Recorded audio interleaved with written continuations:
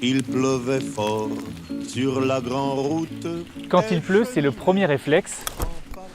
Mais parfois, c'est aussi un combat contre les éléments. Des matériaux à bas prix qui en font le plus souvent un objet jetable à usage unique.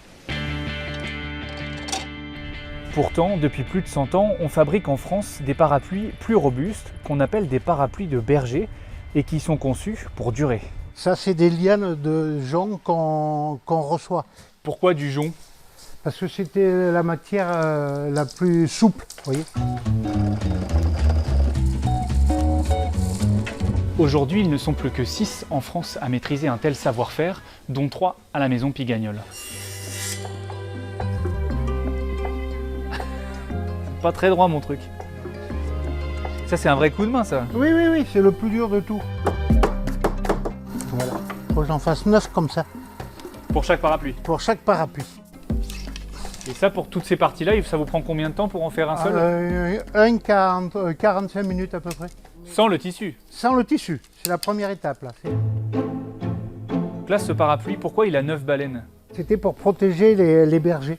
Quand ils s'asseyaient, ils le mettaient dans une pente, ils s'asseyaient dessous. S'il y avait eu 8 baleines, l'eau tomberait sur ses pieds. Aurillac était considérée comme la capitale du parapluie au début du XXe siècle.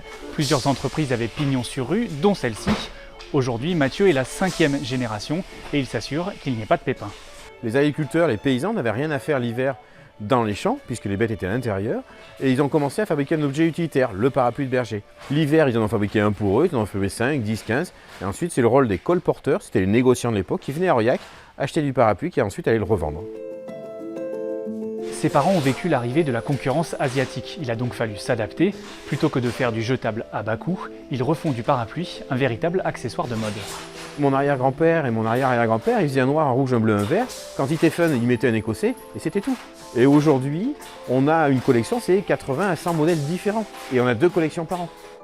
En fait, c'est un jeu de miroir qui nous permet de voir rapidement à partir d'un simple triangle comment va être la couverture dans son ensemble. Vous voyez par exemple là, on va pouvoir venir le positionner comme ça et vous pouvez imaginer l'intégralité du parapluie. C'est un métier qui doit continuer de s'adapter avec le changement climatique et les vagues de chaleur successives.